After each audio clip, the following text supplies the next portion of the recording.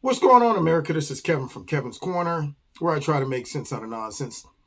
And so the Oscars aired the other night, and you had all these people get up there and make speeches. And, of course, they have to go down the road of social justice. One of my favorite actors, Brad Pitt, he had to get up there and make some jokes that fell kind of flat concerning social justice. But then you get Joaquin Phoenix, the guy who played Joker. And he gets up there and he starts rambling and on. And see, this is what I mean when I say that sometimes you should just stay in your lane. I mean, if you're driving and you're like, okay, wait a minute, that lane over there looks real crowded, looks real dangerous. I'm really good in this lane. Why would you just go over there? Just to test your skills, see if you could transfer your great lane driving skills from this over to that. Oftentimes it doesn't work. Probably should just stay in your lane. Because what happens is when you are in a field that requires you to appeal to a wide audience of people and not isolate them based on your ideology, your own little pet peeve or cause or something like that, you probably should say, let me try to make sure that I appeal to everyone and keep some of my personal beliefs just that, my personal beliefs. Now, I'm not saying that you can't, because this is America. You can choose what you want to choose. However, there's always a consequence when you do that. And you touch on stuff that a large amount of people say, I don't see it that way. You run the risk of isolating that group. Which brings me to Joaquin Phoenix and his rambling on at the Oscars about his social justice cause. And so let's listen to a little bit and see if it makes any sense. But for me, I see commonality. Commonality. I think whether we're talking about gender inequality or racism or queer rights Okay. or indigenous rights or animal rights, we're talking about the fight against injustice. We're talking about the fight against the belief that one nation, one people, one race, one gender, or one species has the right to dominate, control, and use and exploit another with impunity. Okay. Now, I'm just wondering if he's talking about America, okay, because he lives here in America. Maybe he should qualify this because he just said, gender rights, racism, species rights, I guess, and no one group of people should dominate all of these different, areas of injustice. Now, I don't see where we fit into that currently in the state of America right now. I mean, is there an outpouring of gender inequality? Are women being drug out in the middle of the street and stoned for not covering their face or being not being prohibited to drive? Not being allowed to drive. I'm curious. Are they being stoned, hung, things like that? Can they work? Are black people being drugged behind horses right now, or hung, or chased out of their house by men in white sheets burning it? In fact, I haven't heard of the last blatant racist act done against black people in quite some time. I'm not talking about questionable situations where you say, all right, well, the police officer went too far, whatever. I'm talking about we're down here in Mississippi where a group of white men bust in the house in the middle of the night and drugged this black man out and did something horrible to him and left a burning cross in his front yard. I haven't seen that. So the things that he's talking about, I'm just curious about what nation he's referring to. Maybe he should trot over to China, talk to them about these things. Maybe he should trot over to Russia or Iran or one of these countries that these things are still relevant. But my gut tells me he's referring to America and probably the current administration. But let's continue. See, and they applaud this crap.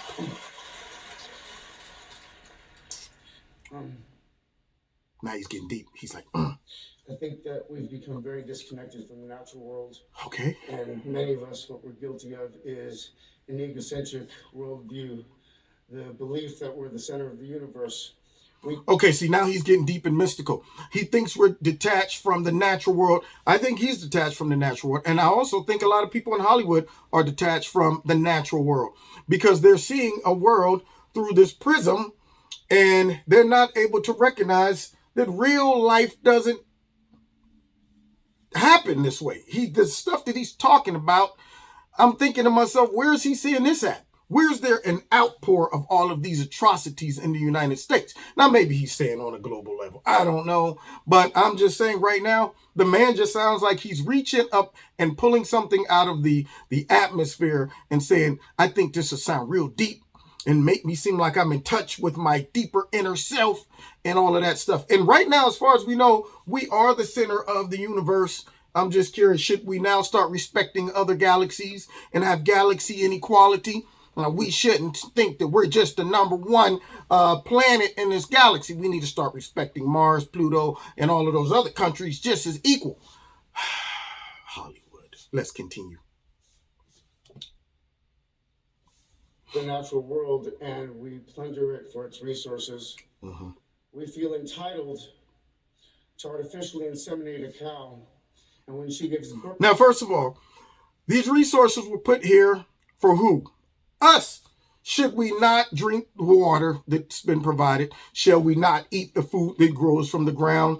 Or how about the animals which we have dominion over? I'm not saying abuse it, but these resources were put here for us. Nothing here man has ever created. They simply might have invented based on the resources that they already have. Man cannot create. They can only invent. God creates, man invents. So all of the resources God left on the planet, we use. Some people use it and abuse it. Others use it. And so I don't think in this polarized atmosphere that America is too anxious to get too far ahead of itself when it comes down to just ravishing the world's resources based on all these social justice warriors out there. I think we're probably the most conscious that we've ever been in the history of man concerning the abuse of these resources. What is he talking about? Now he goes into something about the cows. Let's hear this.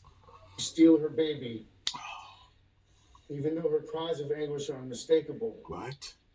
And then we take her milk that's intended for her calf and we put it in our coffee and our cereal. And I think we fear the idea of personal change. What? Because we think that we have to sacrifice something to give something up. But human beings at our best are so inventive and creative and ingenious. And I think that when we use love and compassion as our guiding principles, we can create, develop, and implement systems of change that are beneficial to all sentient beings and to the environment. So, man, look here, Hakeem Phoenix. Milk does the body good. Pass it on, okay? Yeah, you might not like me now, but I'm drinking milk. And pretty soon, I'm going to be strong and big. And 10 years from now, you'll like me. Milk has been providing a substance to mankind for many, many years. I think if I was a cow that simply provides milk and that's it, I don't see what the problem is. There's other cows that get chopped up and eaten. But if I'm a milk cow, I'm like, well, I hit the jackpot. All I do is just get milked. That's it. And now this man's talking about we snatched the babies from the gizmo. No. He's over there chewing up paper. You know what? Hakeem is about to be mad at me if he chews some more paper. Oh, he can't spank the dog. Anyway, getting back to what I was saying. So for the history of mankind, I believe that cows have been a domestic animal that we've been using to provide a source of substance. So Hakeem here is suggesting, I guess, that we just let all the cows that we currently use to provide milk and cheese and all that good stuff and food, just let them go and wander around in the pasture. Matter of fact, all the animals, no more eating. Everybody on the planet just becomes vegan.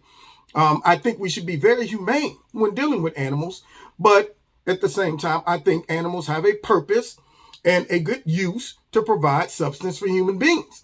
And so if you leave it up to Hakeem, let's just go ahead and revert back to allowing the earth just to grow out of control. We use no resources whatsoever. Let the trees just grow out into the middle of the street because cutting down a tree is offensive.